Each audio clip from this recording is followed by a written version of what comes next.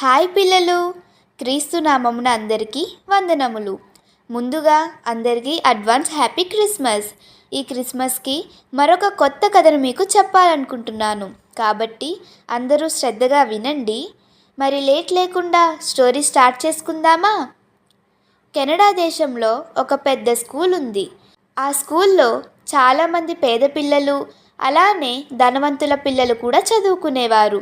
అందరూ ఎటువంటి భేదం లేకుండా కలిసిమెలిసి ఉండేవారు.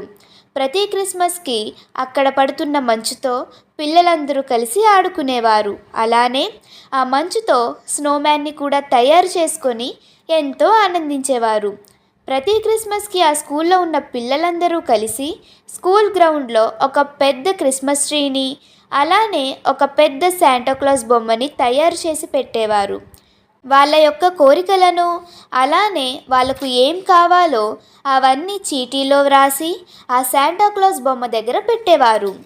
ప్రతిరోజు ఈవినింగ్ స్కూల్ బెల్ అయిపోయిన వెంటనే వాళ్ళు వ్రాసిన లెటర్స్కి ఏమైనా గిఫ్ట్స్ శాంటాక్లాస్ తెచ్చి పెట్టారేమో అని ఎంతో ఆశతో చూసేవారు. అలా ప్రతిరోజు ఎదురు చూచేవారు. అలా ఒక వారం రోజులు గడుస్తుంది. అయినా సరే వాళ్ళు వ్రాసిన లెటర్స్కి ఏ రిప్లై కూడా రాదు. అప్పుడు ఆ స్కూల్లో ఉన్న పిల్లలందరూ చాలా డిసప్పాయింట్ చెందుతారు. ఆ మరుసటి రోజు పిల్లలందరూ ఈవినింగ్ స్కూల్ లాస్ట్ బెల్కి క్లాస్ రూమ్ నుంచి బయటికి వస్తున్నప్పుడు ఎవరో ఒక ముసలాయన క్రిస్మస్ తాత వేషంలో గ్రౌండ్లో ఉండడాన్ని ఆ పిల్లలందరూ చూస్తారు. అతను ఎవరో అని తెలుసుకోవడానికి అందరూ అతని దగ్గరకు వెళ్తారు. అప్పుడు ఆ చిన్నపిల్లలు, తాతయ్య మీరు ఎవరు, ఇక్కడ ఏం చేస్తున్నారు అని ఆ పెద్ద ఆయనను అడుగుతారు. అందుకు ఆ పెద్ద ఆయన, మీరు వ్రాసిన లెటర్స్కి గిఫ్ట్స్ అలానే ఎటువంటి రిప్లై రాలేదని మీరెంతో బాధపడుతున్నారని నాకు అర్థమైంది. అందుకనే మీరు వ్రాసిన ఉత్తరాలకు జవాబివ్వడానికి నేనే స్వయంగా వచ్చాను అని ఆ పెద్ద ఆయన పిల్లలతో అంటాడు. అప్పుడు ఆ పిల్లలు ఆ పెద్ద ఆయనే నిజమైన క్రిస్మస్ తాత అని తెలుసుకొని చాలా సంతోషిస్తారు. ఆ ఆనందంలో పిల్లలందరూ తమ కోరికలను శాంటాక్లాస్కి చెప్పడం స్టార్ట్ చేస్తారు. అలానే తమకు తెలియకుండా ఏమైనా బహుమతులను శాంటాక్లాస్ తెచ్చి దాచారేమో అని గ్రౌండ్ అంతా ఎంతో వెతుకుతారు.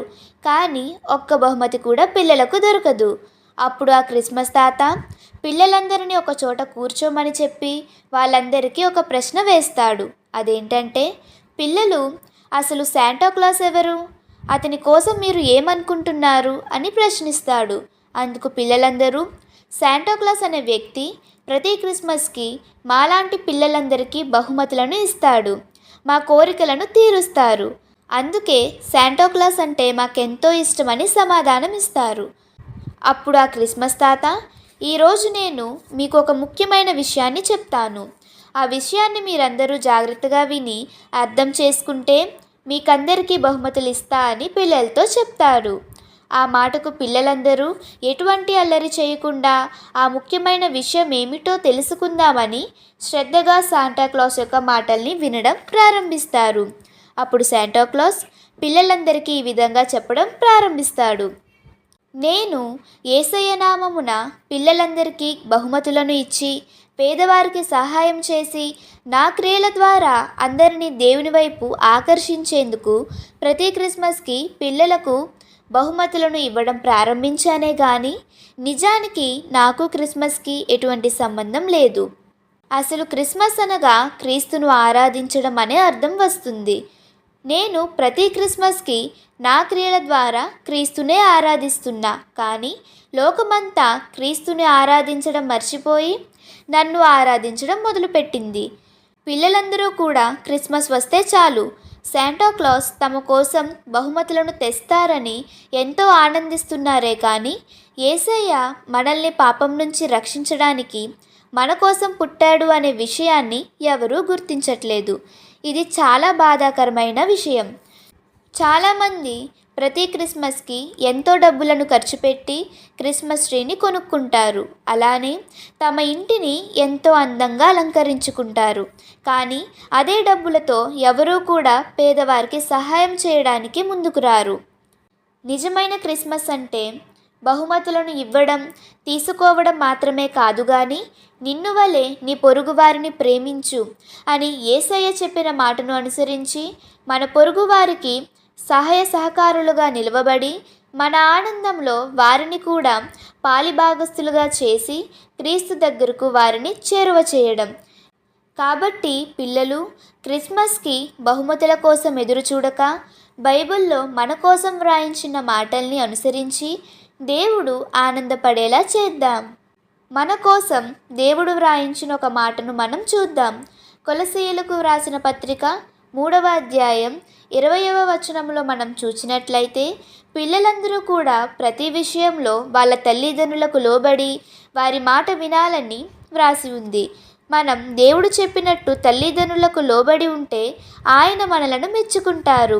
అలానే యేసయ్య కూడా అందరూ మెచ్చుకునే విధంగా దేవుని దయయందు మనుషుల దయయందు వర్ధిల్లి దేవుని చిత్తం నెరవేర్చి అందరినీ తన యొద్దకు ఆకర్షించుకున్నారు. మనం చిన్ననాటి నుండి ఎలాంటి త్రోవలో నడవాలి, ఎలా జీవించాలో నేర్చుకోవడానికి యేసయ్యే మనకు మాదిరి.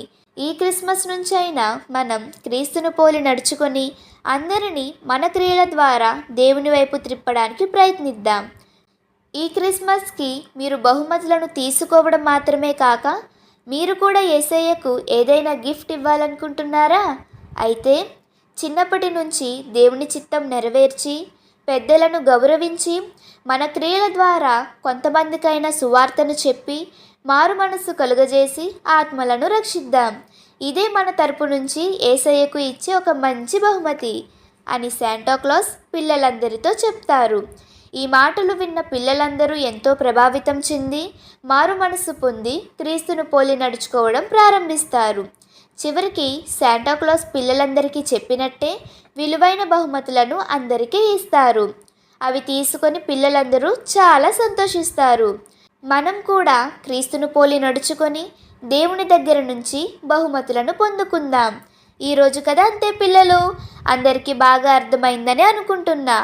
మరొక రోజు కొత్త కథతో మీ ముందుకు వస్తాను.